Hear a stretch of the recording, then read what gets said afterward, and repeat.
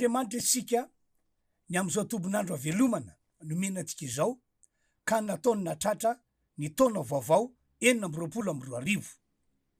Hoy aho aminareo zay mandray ahy am'izao ora izao, ataovy ny fisaorana an'Andriamanitra satria ny fahavelomana tahako zao dia tsy avy amintsika fa avy amin'Andriamanitra le nahary antsika zanak'olombelona. Koa raha mety aminao, tanterao eo mpandoliana mihitsy ny fisaorana an'Andriamanitra. Manarak'izany, manolotra ny arahaba ho anareo rehetra mpanaraka ny fandarana ty ho afaka vai ianao ny tenako, miaraba anareo aho no zao natratrarantsika ny taona vaovao 2024 izao. Miaraba an'Andriamatoa taleny ASM radio sy anareo teknisiana rehetra mampandeha soa ny radio ihany koa ny tenako no zao taona vaovao izao.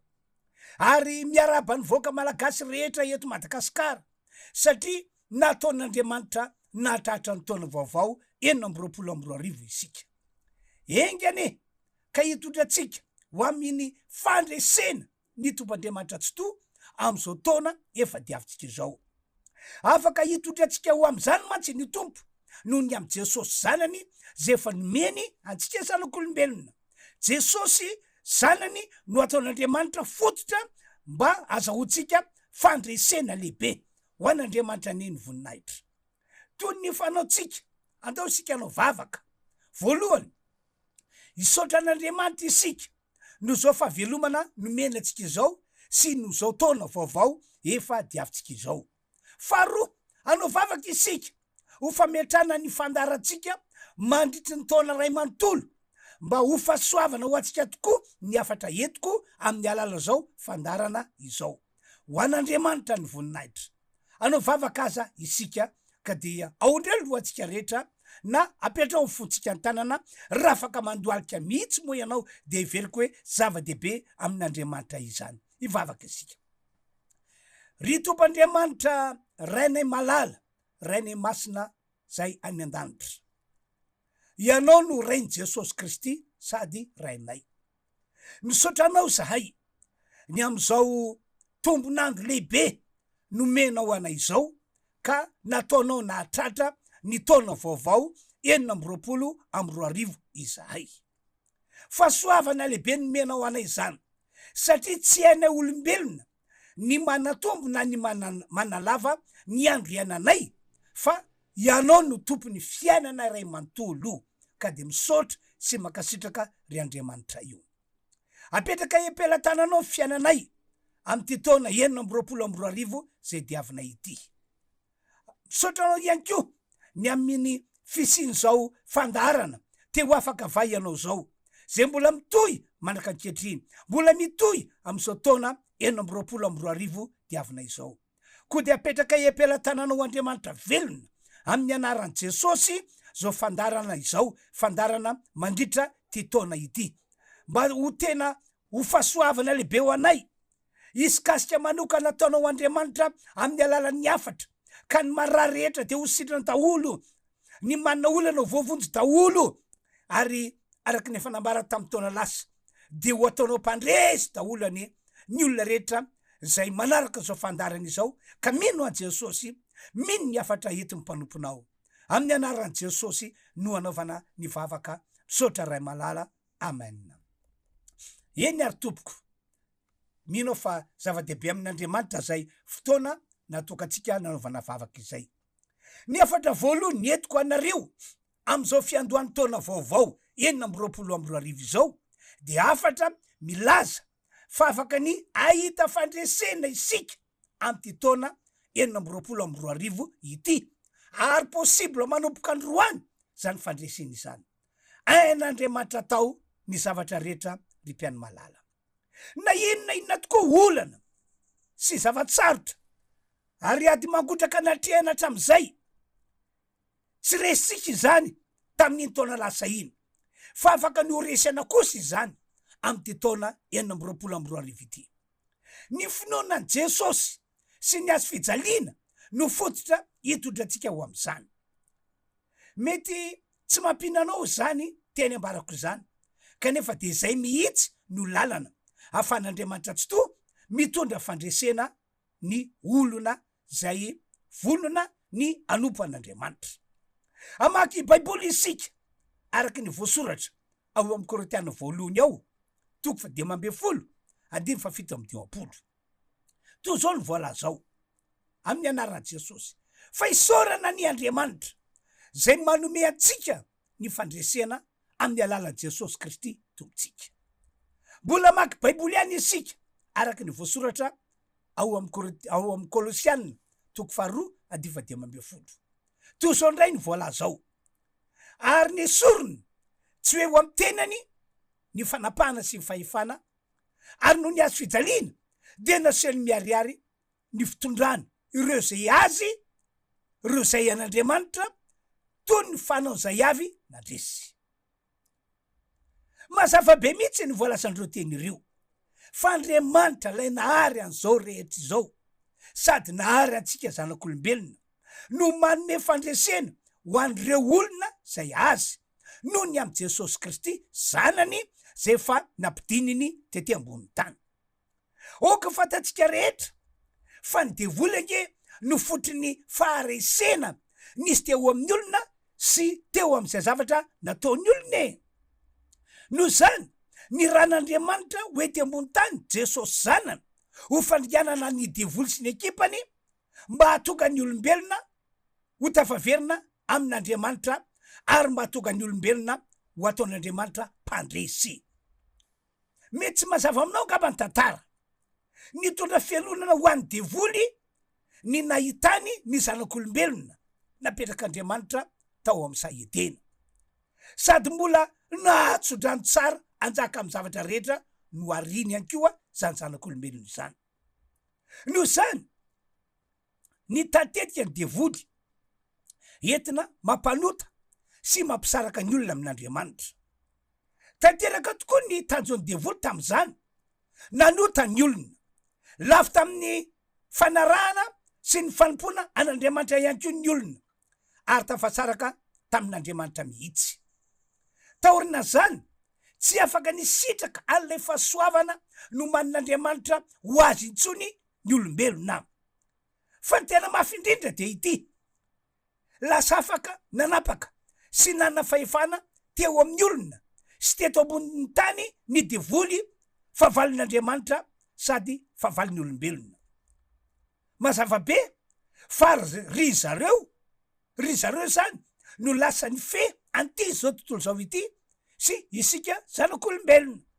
Mazava be zany fa zay tiany devoly atao no nataony ary tsy maintsy narahany olona ny sitrapony devoly. No to amin'ny devoly ny olona rehetra mba hanota sy hanao tsy fanao. Rehefa nitomy olona dia tsy maintsy manao azany ny olombelona. Toy zao ny teny nataony devoly, nataony Jesosy azafady tamin'ireo olona manao azy ho taranak'i Abrahama. Jesosy no teny ity teny ity. O Jesosy ao amin'ny Jaona 9:7-7. Ianareo ozy izy avy amin'ny devoly rainareo. Ianareo foana o Jesosy manao tenanareo ho taranak'i Abrahama, fa ianareo avy amin'ny devoly rainareo ka zay sitriky ny rainareo no tianareo atao. Izy dia mpamono olona hatramin'ny taloha ary tsy nitoetra tamin'ny marina satria tsy misy marina aminy. Raha mandanga izy dia ny azo no lazainy satria mpandanga izy sady raha nilainga. Ry zareo devoly ihany koa avy eo no mitondra ny olana sy ny zavatra sarotra ary ho aty fara zay mafy eto ambony tany. Ataony mahita faisana mihitsy reo olona efa azony an-tanana. Manao esaka ihany koa ny olona mamany olana misy, mandrava ny sarotra mahazo azy ary manohitra mafy an'ilay ady, fa resy foana ny olombelona. Resy foana ny olona satria ny devoly no ao ambadik'ilay olana sy lay zava-tsarotra ary lay ady. Resy foana ihany koa ny olona satria miady rery ny olona no izy efa tafasaraka tamin'Andriamanitra lay nahary azy. Hatramin'ny taloha ka hatramin'izao manao ny ataony hatrany ny devoly entina mampahory ny olona. Mianao fa efa heninareo le teny nataony Jesosy ao amin'ny Jaona 10:10 milaza fa ny devoly tsy tonga eo amin'ny olona fa raha tonga izy de tonga mba ampahory sy ampijaly, raha tonga izy dia angalatra sy andringana, raha tonga ny devoly eo amitsika olombelona de hitondra aretina sy olana mampitomany. Ary tena zany tokoa no ataony devoly manaka ankehitriny. Maro amin'ny olona no matsapa ny famarinana zany.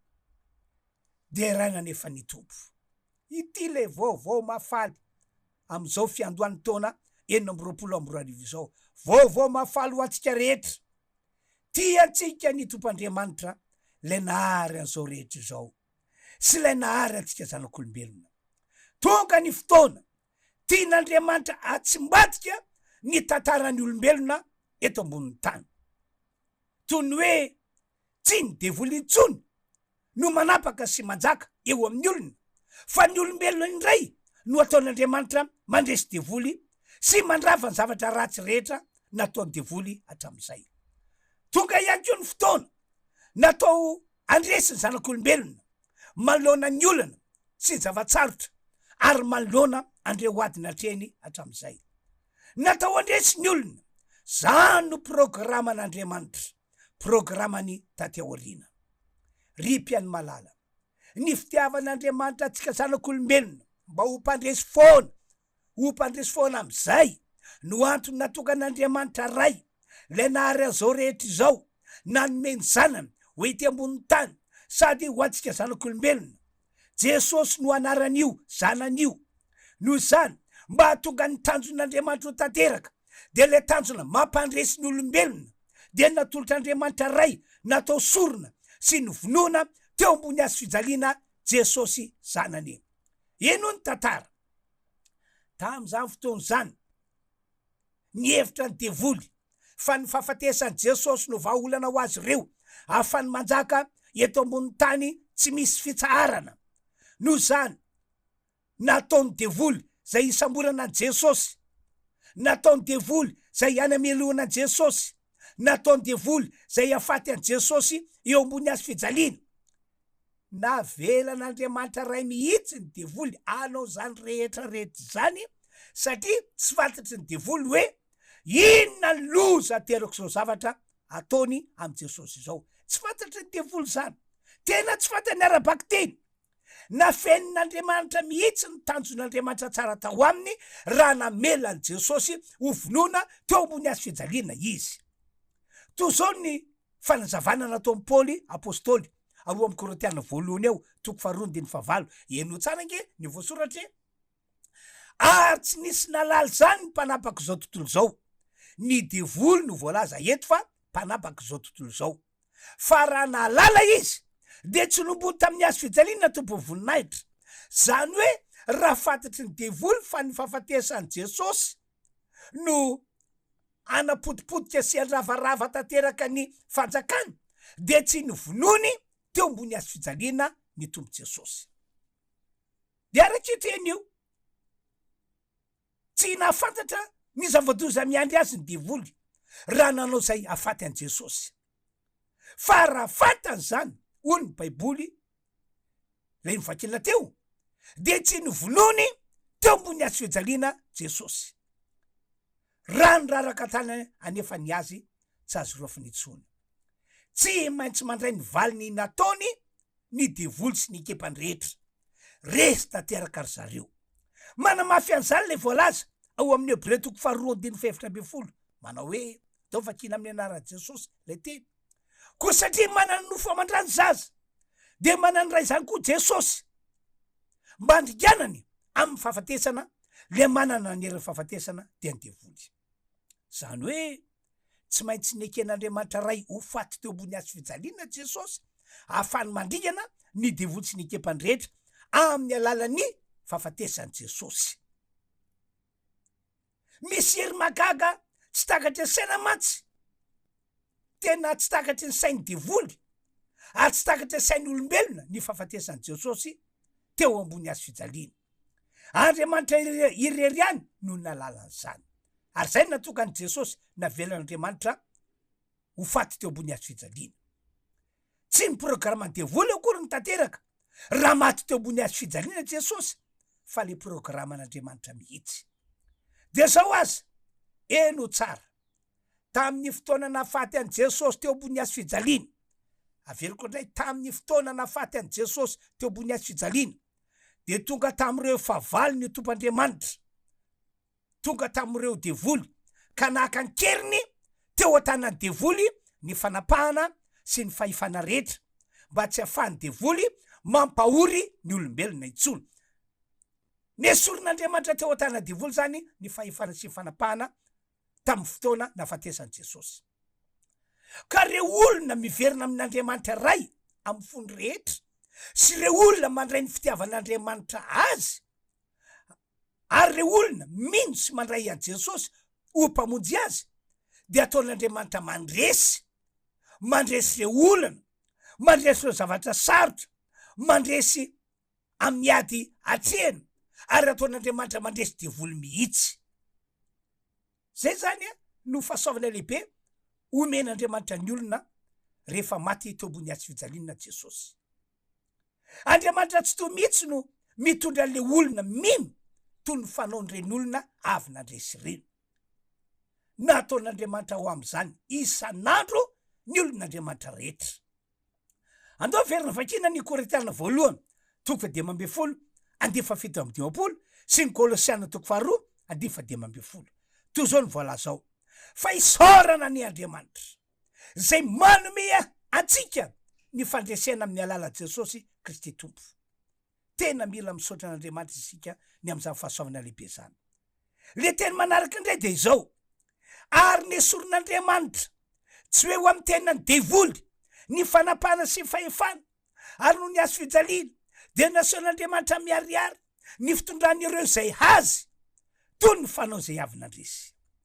Ry mpiany malala ny afatra tian'Andriamanitra ampitaina aminao tiana ampitaina aminareo am'izao taona vaovao 2024 zao de ity tian'Andriamanitra atao ampandresy anao mandritry ny taona ray manontolo. Averiko indray tian'Andriamanitra atao ampandresy anao mandritry ny taona ray manontolo na manao ahoana sy ahoana ny herin'ny olana sy ny zavatsarotra mahazo anao ary na manao ahoana sy ahoana fisehon'ilay ady atreanao ihany koa de zay ihany nataon'Andriamanitra mandresy anao am'ty taona ity. Mino azany teny lazaiko zany ianareo fa ny condition de izao ambarako rehefa aveo aorina ty hira arantsika ity le condition anaraka hira ray avetrany azy sika mahery atao zao no afatra tolotro anao oriori mijaly sy mitomany tsy manana fanantenanany amin'ny hoavy mitanondrika sy manorehetra namodinitsika ivelany ihany fa ny ao anatinao fiainana tsy misy azavarina manao sarotava hoderen'ny olona anao onjandrano nefa von'ny telanao e manatonany Jesosy tompo de mafoizany ratsy fanao fa iovany fiainanao.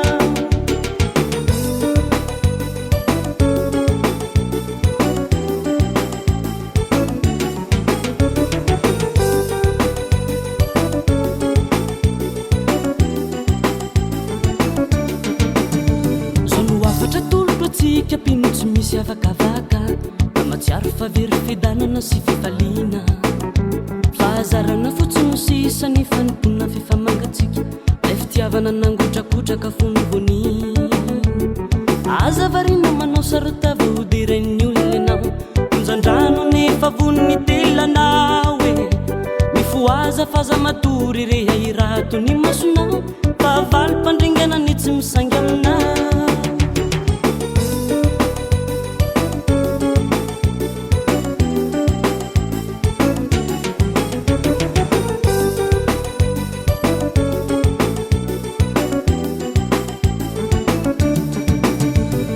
Afatra tolotro atsika pino tsy misy avakavaka da matsiaro fa very fidanana sy fifaliana fahazarana fotsiny sisany fanompona fifanangatsika lay fitiavana nangotrakotraka fonivony azavarina manao sarotava hoderan'ny olona anao onjandrano anefa von'ny telanao e mifoaza faza matory reha irato ny masonao fa valy mpandringana ny tsy misangy aminao aza faza matory rehairato ny masonao favaly mpandringana ny tsy misangy aminao favaly mpandringana ny tsy misangy aminao favaly mpandringana ny tsy misangy aminao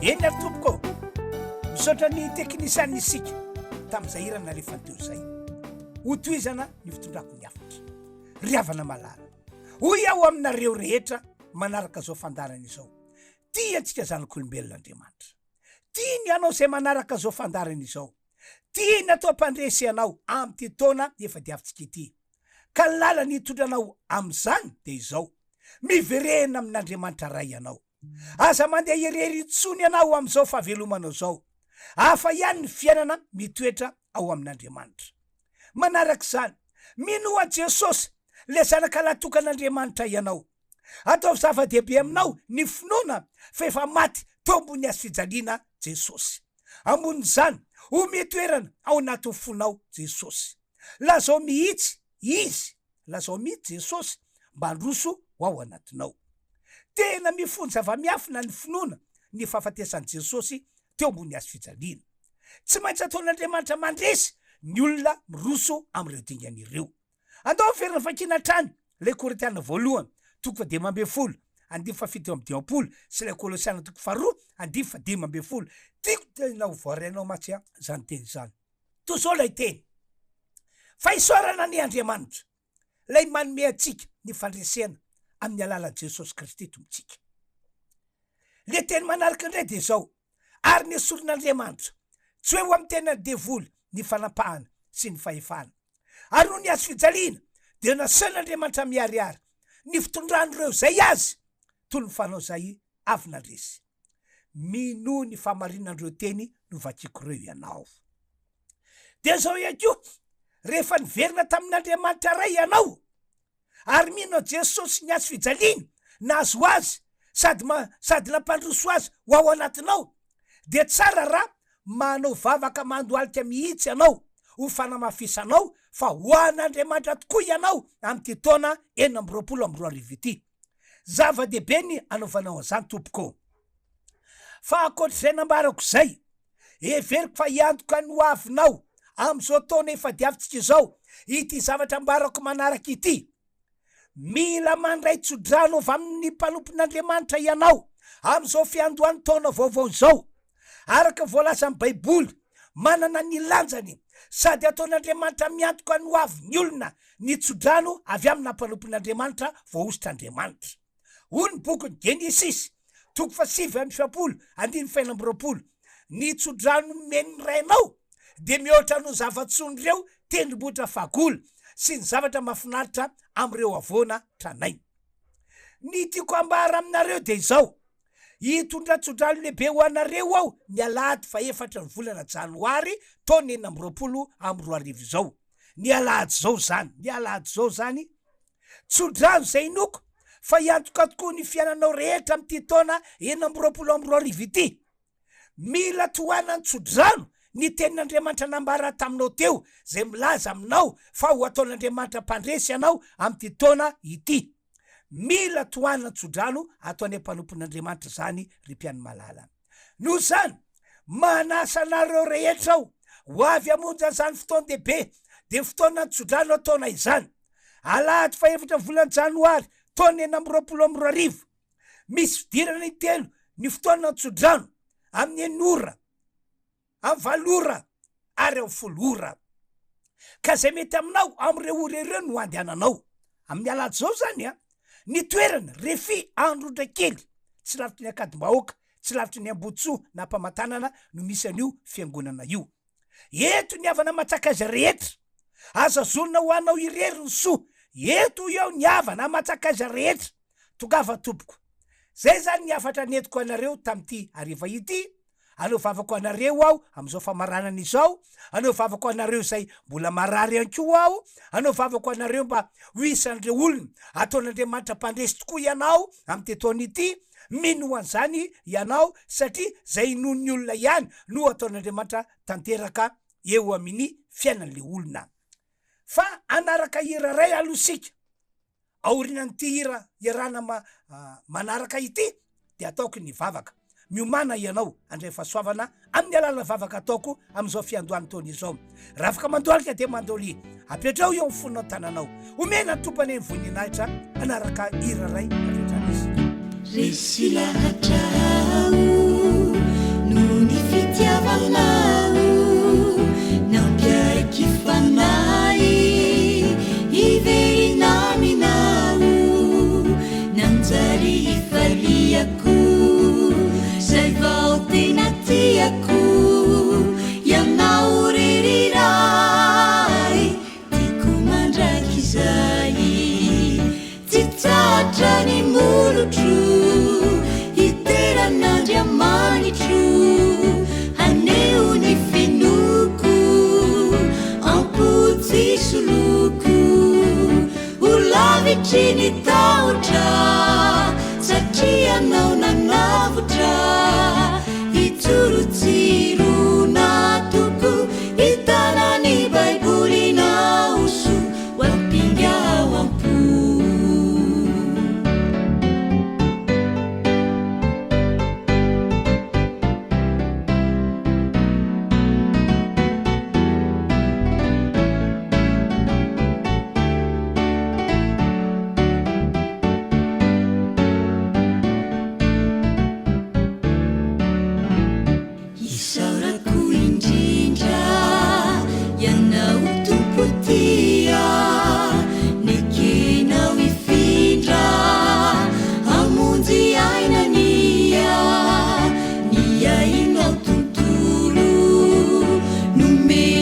solo izao rehetra izao ho fiainam-baovao tsy tratra ny molotro iteran'andriamanitro aneo ny finoko ampotsy soloko ho lavitry ny taotra satria anao nanavotra itsorotsirona toko hitanany baibolina oso wampinga wampo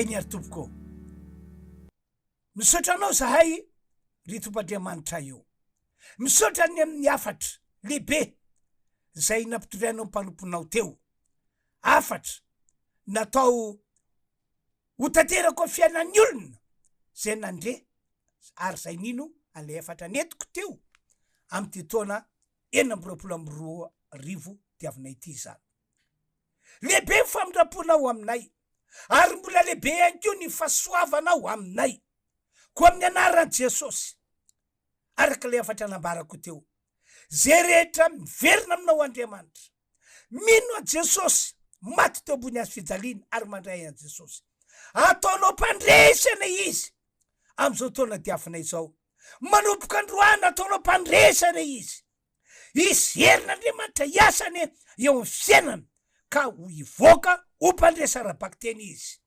nandalo olana izy nandalo zavatra sarotra izy nandalo ady izy fa amin'ny anaran'i Jesosy no Jesosy vomy teo ambony hazo fijaliana ataon'Andriamanitra mpandresana izany olo zany ary mpandresa am'ty taona ray manontolo diavina ity reo zay marary ihany ko atao mpandresy ka de sitrany izy am'ty androandroany ity sitrana niaretinao vatantenany sitrana niaretina eo amin'ny taovany ray manontolo amin'ny anaran'i Jesosy sitraniko izy satria mendrika no ny atao mpandresy misaotra Andriamanitra misaotra raha io amin'ny anaran'i Jesosy no anaovana zany vavaka izany ary mbola mivavaka andre mandeha ao ho an'ny fotoana amin'ny alady izao le fotoana nitsodrany lehibe tompo vavaka mba amin'ny alala nitsodrany zay atao amin'ny alady io de ho amarinao 100% ny afatra zay netiko tam'izao fiandohany taona izao